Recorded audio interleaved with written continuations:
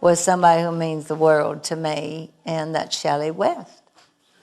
Well, you and Shelly's mama were very close friends, you and Dottie West. Yeah. Come on down, Shelly. Okay. We were. I have to tell you that Dottie always called her my Shelly.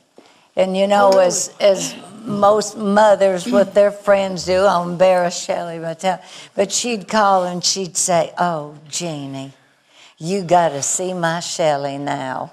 Or she'd call and she'd say, "It just doesn't seem like I've been gone on this tour that long, but I came home and, oh, my Shelly's growing up." And she just... And then later on it was, "Oh, Jeannie. Oh, wait, Jeannie, what has Shelly done?" My Shelly's No. What do you remember? Your mama was so gracious and so great about, she'd take in every stray that was around. I'm not calling you a stray, well, she but... did, yeah. No, I mean, she was famous for having songwriters come over, Roger and Larry Gatlin and Mickey Newberry and all these people. What was it like growing up in that kind of an atmosphere? You never knew who was going to walk in your door, did you? I didn't. That's what I was thinking, talking about when we were little and what was, special and what people thought. And I mean, I remember like it was Halloween night, and I had been down to the YMCA at a Halloween party. I was about 7 years old, 6 or 7. And I know, and Mom and Dad had a big party, of course, downstairs in that music room with all the black carpet that we had to take turns vacuuming. It was awful. And it had a built-in stage. And I mean, this was a long time ago. And Bill, you might have been there. And Christopherson and Ralph Emery. Anyway, but I remember I got picked up from the party and brought home and I go in the back door and there's all these musicians and everybody's partying there. I am in my bunny suit, a little bunny suit, but it was fun because what I loved about them best is they were funny, so clever, and just like today, I feel like so many of you guys are so witty, and I just enjoy it.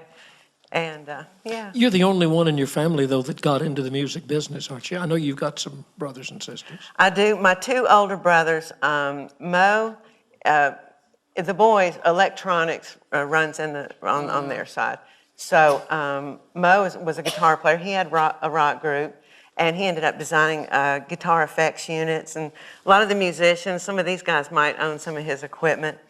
And then Kerry, the next brother, he's been Ronnie Millsap's house sound engineer. He also plays guitar and stuff, but he's been out with Ronnie Millsap for 17 years now.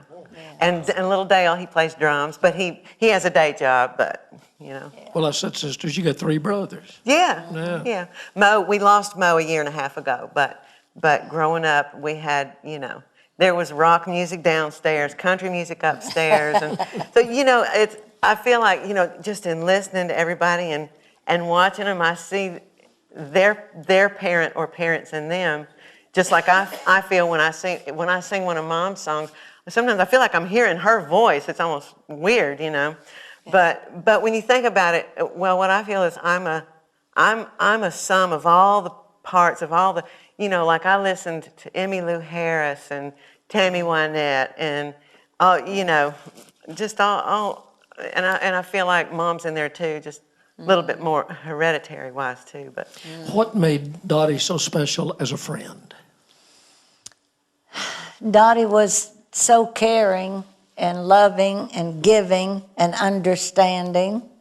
And she and I were the kind that talked at 3 o'clock in the morning when everybody else had gone to bed. You could tell everything, too. And she was a mentor to me. I met her when I was living in L.A. still, and she came out to appear at the old Palomino Club.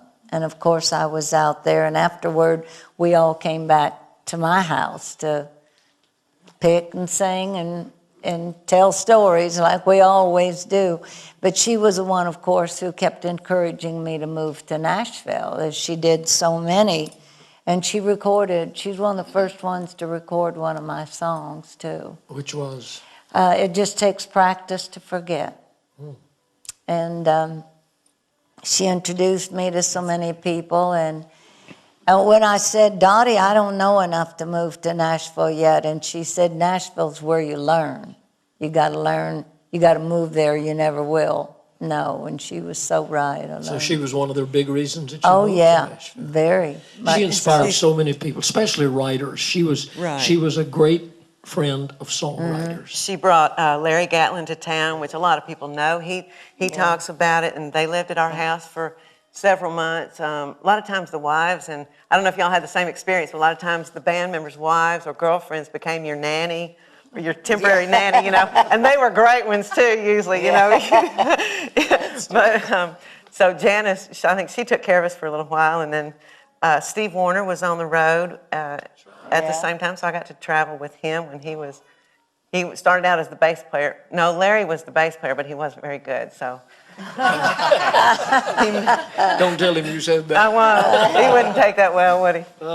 So Steve Warner was in your mama's band, and he was in your dad's band. Yeah. That's right, because I was on the road with her at the same time Steve was, back when he was Steve Noel, when he started out. Stephen Noel. Oh, that's right, he was his middle name. Stephen.